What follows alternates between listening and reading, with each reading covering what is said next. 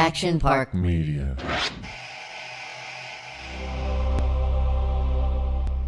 We were set up at the Fanatics party, which is the biggest party at the Super Bowl, and Leinert and I are doing throwbacks from there, and it's a steady stream of people. Which, by the way, none of this is in my skill set. This was hanging over my head for a month, but it worked out well. He's stressed and out about finally, this.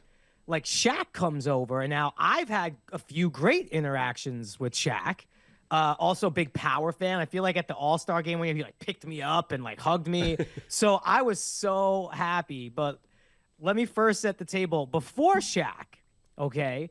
Mr. Kevin Costner, who I didn't even know why he was at the Fanatics party. He's been out and about. He was at the SNL thing. Is he single? He was at the Super Bowl. He's making the rounds. Like, Is he promoting something? It's got to be. I think that the Horizon Western, which is doing well, I think on Netflix now. Anyway, so he comes over, and Leinert knows everybody. So Matt and Costner with the shades, they have a great interaction, and Matt's like, Kevin, of course, you got to know Jerry, right? And Costner just looks at me and is like, no, don't know you, Jerry. So now, that's not like that offensive, but I feel like you could have just said, no, Jerry, we've never met before, Jerry. Yeah. Nice to meet you. Like, that's easy. Yeah. So I get hit there, and then Shaq comes over. That's now, stung. I know Shaq. So you're already stung. He gives fucking Leinert a hug, and I'm like, Shaq. And he's like, I don't like this fucking guy. I know, yes, we're good. I know you want to get in there. I don't like this fucking guy. How's your party? I don't like him. Why? I don't like him. My voice went to a whole other octave. I'm like, wait, what? Why? Why? He's like, I don't know. I just don't fucking like this guy. And looks away, and now I'm nervous. I'm sweating. And then Shaq puts his arm around me. He goes, I don't like you because I love you. Because I love you. Just scared that my voice went, why? Now, I feel like it was real serious. And then he saved it at the end. And then we do the interview, and he was kind of like, look, it was so hot. Everybody wants to get off that carpet. And he ends the interview by saying, all right, I got to go. I got to take a shit. He says this on our live show.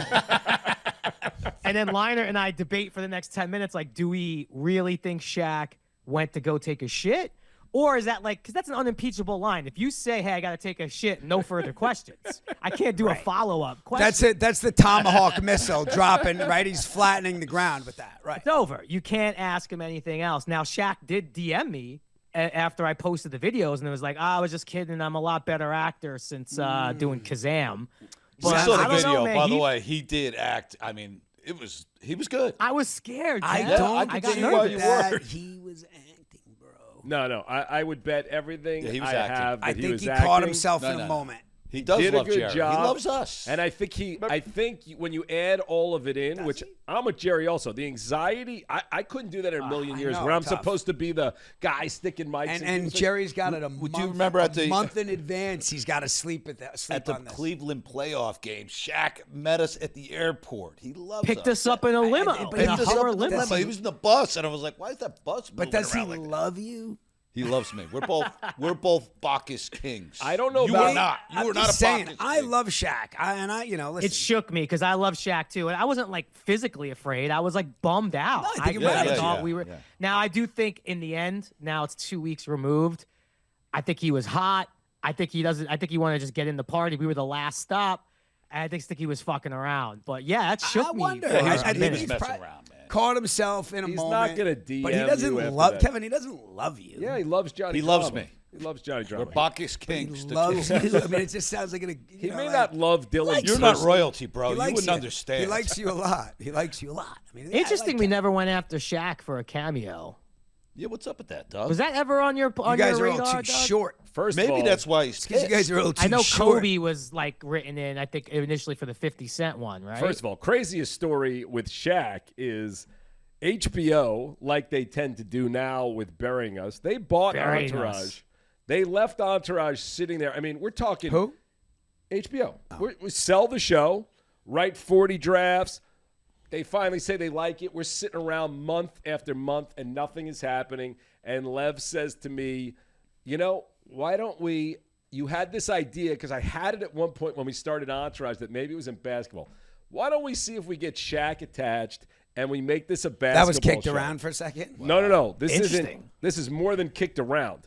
We go to FX Shaq, Lev, and I. Not sure if Shaq was in the room or not, but he's attached as the Mark Wahlberg of this guy. You're not sure if he was in the room? You would remember that, right? I know Mark wasn't in the room when we sold Entourage. Right. Oh, okay.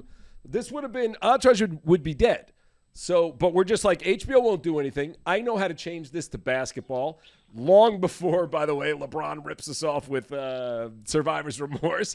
But we go into FX, and we legitimately pitched this show, basically Entourage in basketball, with Shaq as the Mark Wahlberg guy. They buy it in the room, and we Maybe he does love you. And we leave, and HBO comes back and says they're ready to move forward with Entourage. So if they waited another 4 months, we would have started going down the road with this. Do you think they got wind of like, hey, Doug, Mark, and Lev and Shaq just sold a different version to FX, and you gotta shit or get off the pot now? Do you think that maybe got a little? I don't think so, because at that time, HBO did whatever they wanted, whenever they wanted, and nobody was gonna stop them. And FX was nothing, so I don't think so. But at least for us, we got up and started making moves because we were just sitting around for so long. But that would be the only reason Shaq would ever be mad. But who knows if, Shaq was not in the room. Who knows if Shaq even knows about it? Because Lev might have called his agent, his manager. He said, sure, attach yourself. Was he really attached? No, he was attached. Yeah. I mean, we threw his name out, or we lied. Maybe that's why he hates Jerry. I think it was, I think he was messing around and he was hot and he wanted to go in. Maybe the guy really did have to take a dump, so I don't know.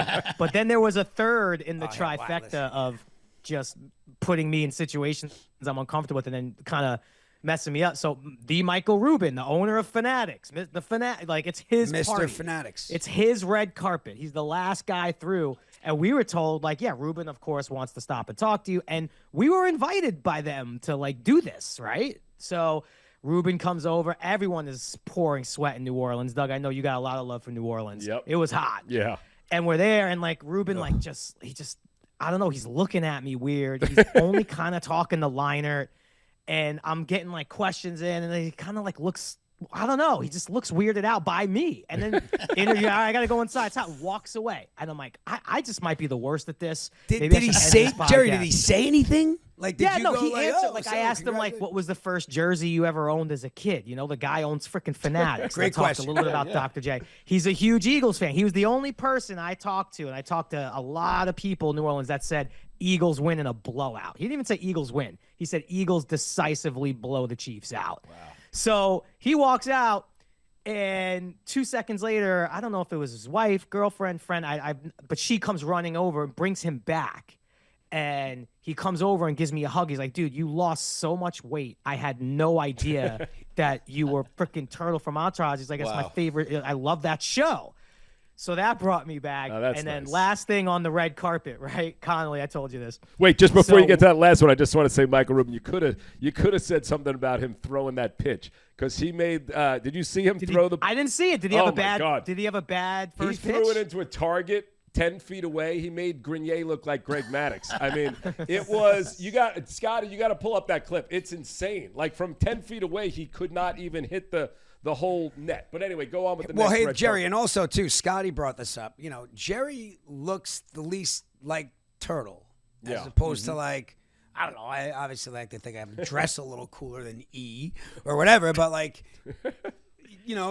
Adrian still looks like, you don't look like Turtle. Yeah. Well, I wore a hat for 10 years. You're also 50. People don't even think I have hair. You're also 50. No, he's not. He's 40. I'm also 50 years old. He looks a lot more not. like the later part of it.